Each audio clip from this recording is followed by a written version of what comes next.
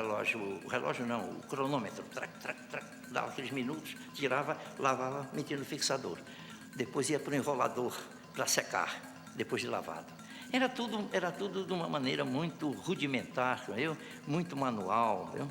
Mas naquela época era o máximo. Enquanto aguardava a chegada dos negativos, participei de uma das expedições da Comissão Rondon a Porto Velho, onde filmei a Estrada de Ferro Madeira-Mamoré.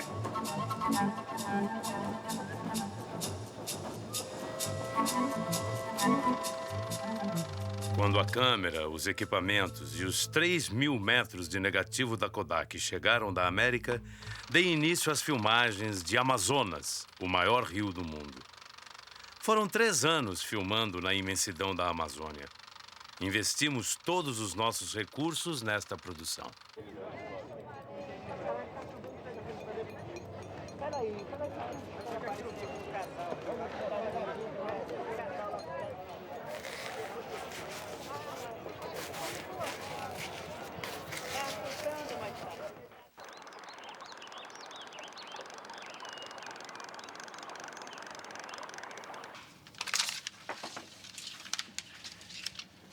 Havia um tal de Propércio Saraiva.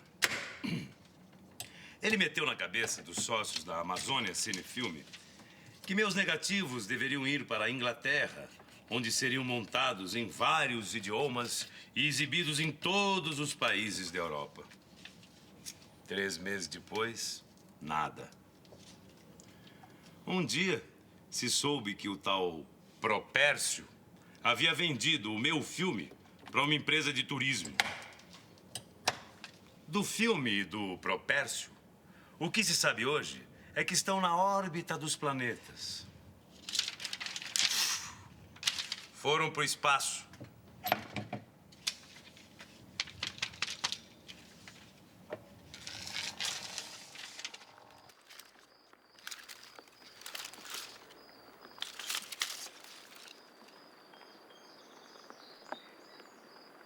Com o roubo do Amazonas, o maior rio do mundo, a Amazônia Cinefilme vai à falência.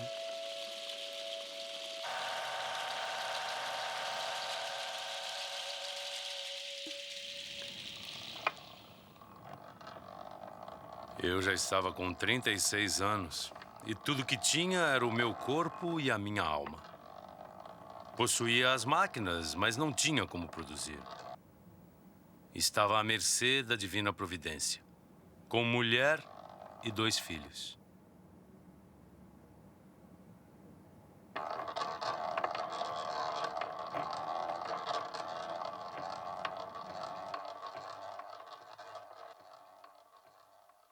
Silvino reagiu.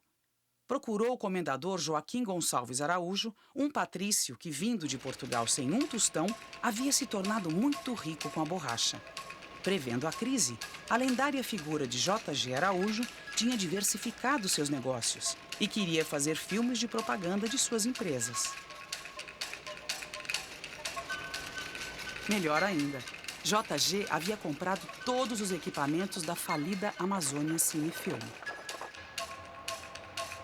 JG com aquele equipamento todo, quem é que pode trabalhar com isso? É aquele que foi dono, que agora não é mais. Mandou chamá-lo, entendeu? Mandou chamá-lo e deu 600 mil reais por mês. Muito dinheiro. Aliás, eu não sabia falar de 600 mil reais. Só porque eu dizia, o meu pai está ganhando 500 mil reais mais 100. Meu primeiro trabalho com a empresa J.G. Araújo foi no País das Amazonas, em 1922, ano das comemorações do centenário da independência do Brasil. Todos os países iam concorrer com seus pavilhões. O comendador J.G. Araújo chamou seu filho. Agislau, já conheces nosso patrício, Silvino Santos? Como gostas muito de fotografia, agora vamos fazer um grande filme sobre a Amazônia para lançar o nome de nossa empresa na Exposição Internacional do Rio de Janeiro.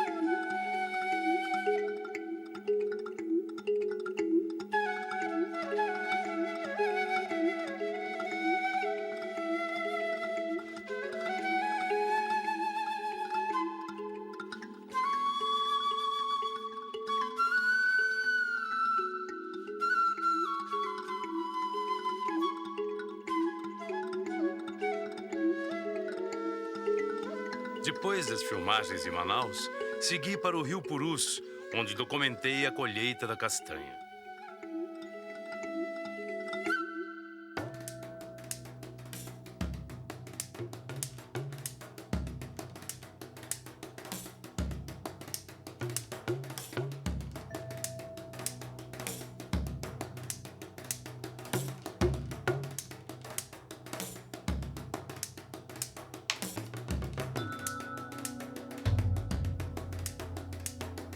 De lá, fui ao Rio Madeira, onde filmei toda a vida do seringueiro e o trabalho da borracha.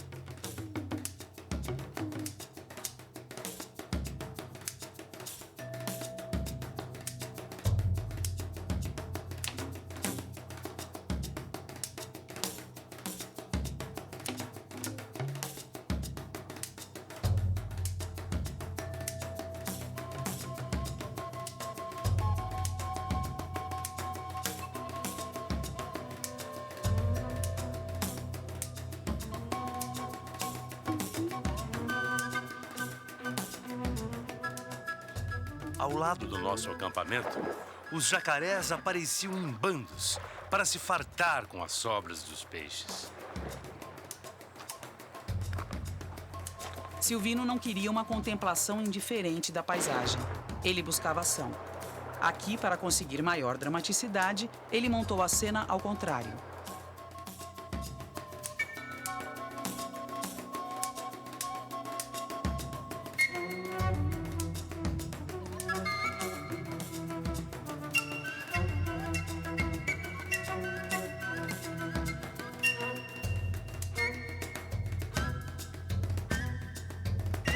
No Lago do Ayapuá, durante 15 dias, filmei a pesca do pirarucu e do peixe-boi.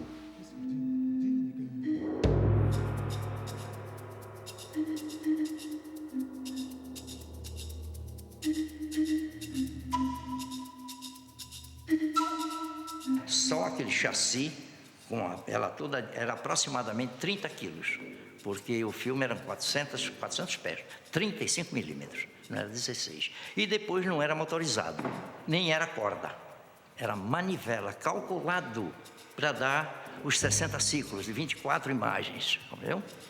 Agora, botar no ombro, ficar nessa posição na canoa, o pescador jogando o canoa nesse movimento e filmando quando puxa o peixe-boi, caceta, aquela coisa toda, e fazer aqueles detalhes e focar, focar às vezes até no cálculo.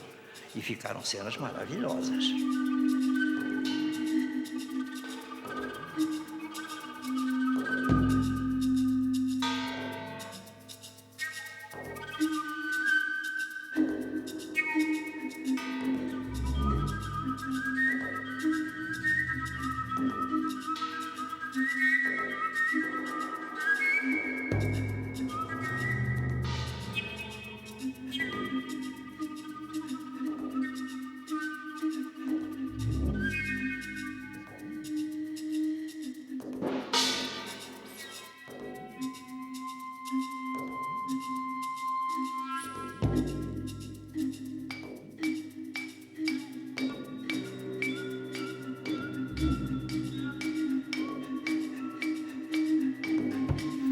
É uma Amazônia feita sem preconceito, mas, ao mesmo tempo, ela é uma região que é mostrada por alguém que está sintonizado com pessoas que estão ocupando e trabalhando dentro da região amazônica.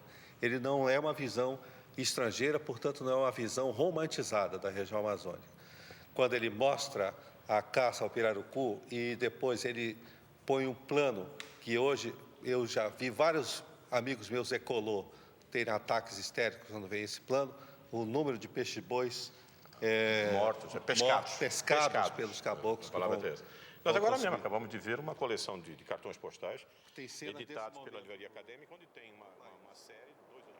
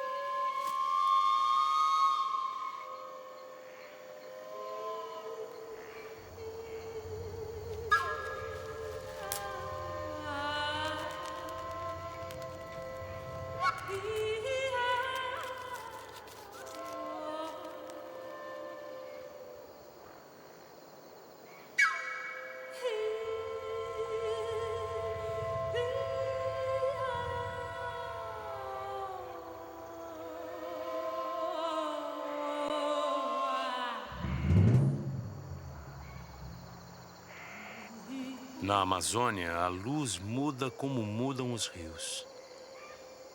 Parece uma brincadeira de esconde-esconde. Antes eu imaginava este lugar somente como um mundo do calor e do sol.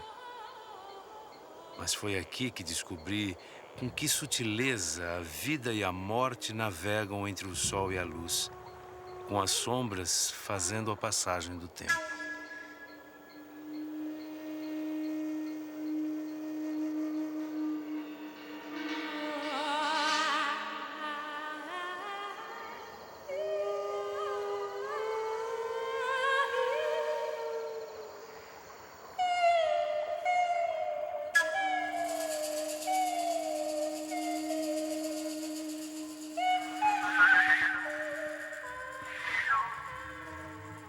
Durante essas filmagens, Silvino passa a acreditar que sua aventura na Amazônia é predestinada. Sempre que lhe perguntavam por que nunca havia sofrido enfermidades ou ataques de índios hostis, Silvino dizia que era protegido pelos espíritos da floresta. Como prova, mostrava uma foto onde conseguira captá-lo.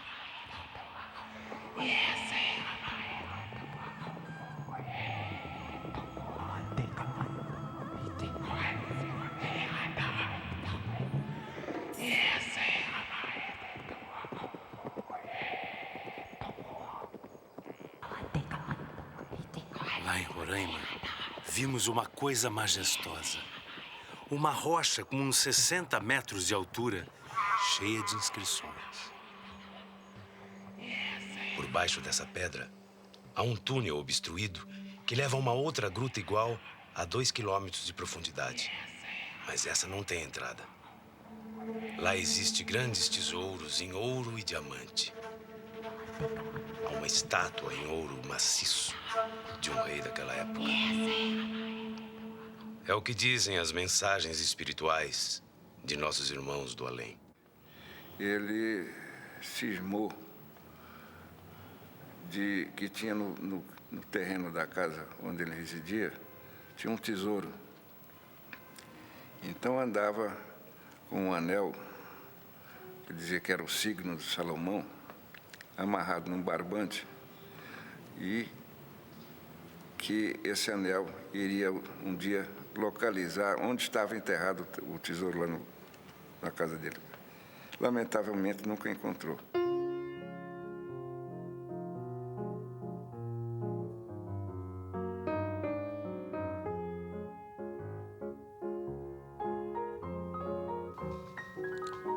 Quando se diz que o cinema daquela época era mudo, não era bem assim.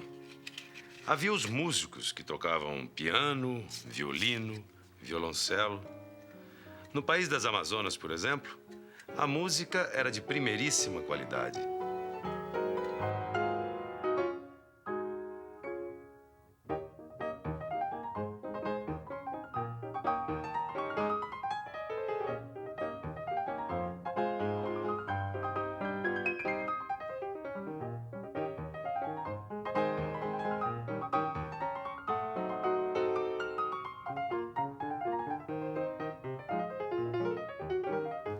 Para a filmagem de No País das Amazonas, percorremos mais de 10 mil quilômetros, sem assistentes nem auxiliares.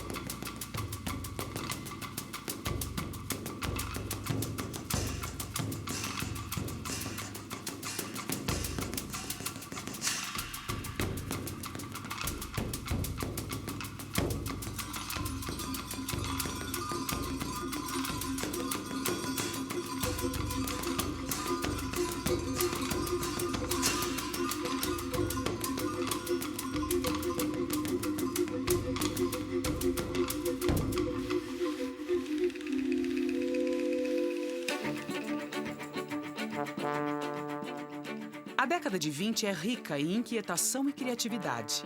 A estreia de No País das Amazonas, durante as festividades do centenário da independência, encontrou o Brasil à procura de uma identidade nacional.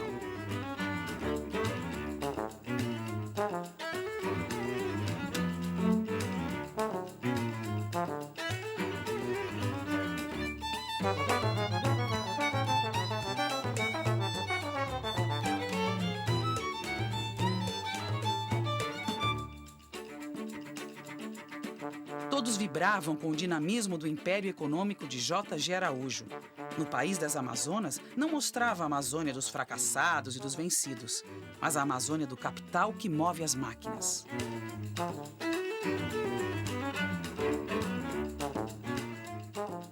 Numa exclusiva apresentação no Palácio do Governo, o filme impressionou o presidente da República, Arthur Bernardes, que mandou fazer várias cópias em inglês e francês para divulgar o Brasil no exterior.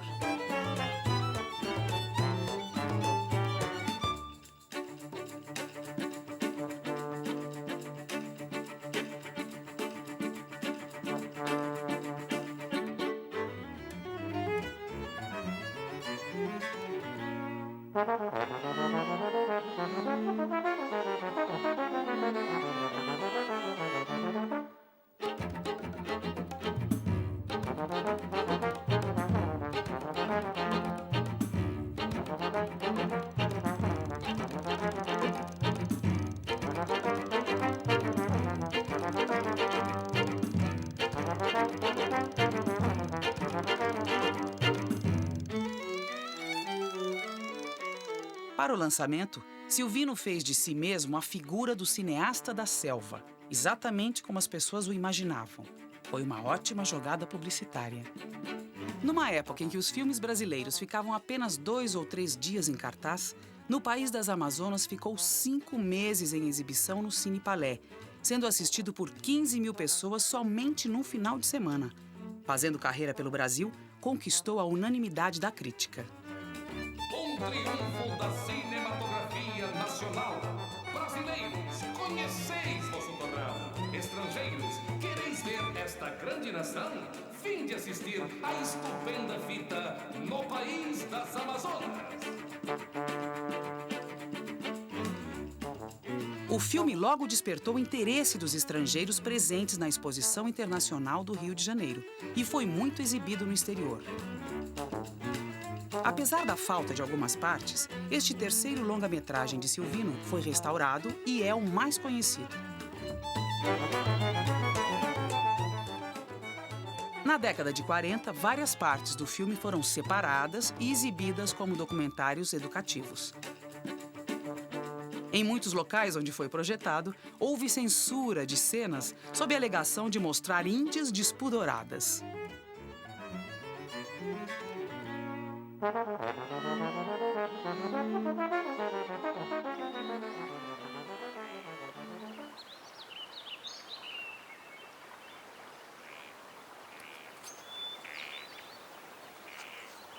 Entusiasmado com a grande repercussão de No País das Amazonas, o comendador J.G. Araújo parte para uma outra produção cinematográfica e convida Silvino para realizar um documentário sobre a cidade do Rio de Janeiro.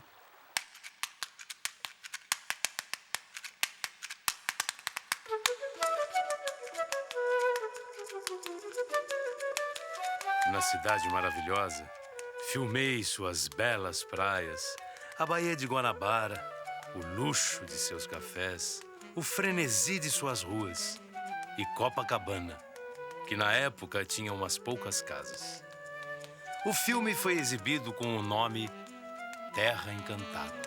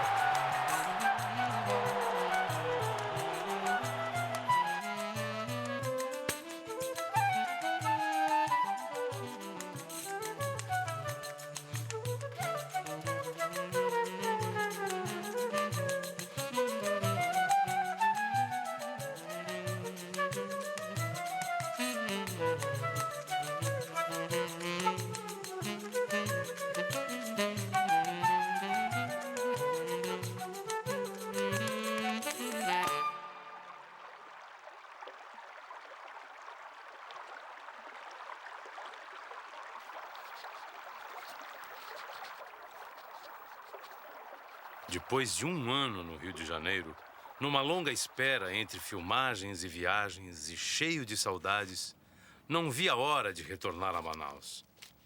Trazia comigo imagens da cidade maravilhosa que foi vista pela primeira vez no Amazonas.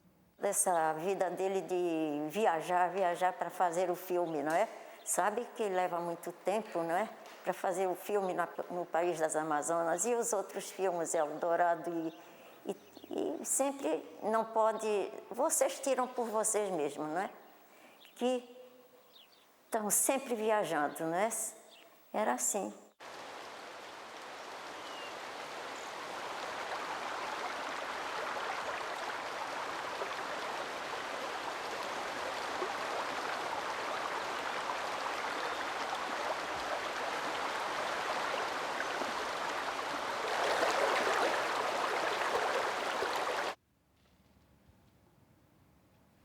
No final do ano de 1923, chegou a Manaus uma grande expedição norte-americana, chefiada pelo famoso milionário e cientista Dr. Hamilton Rice.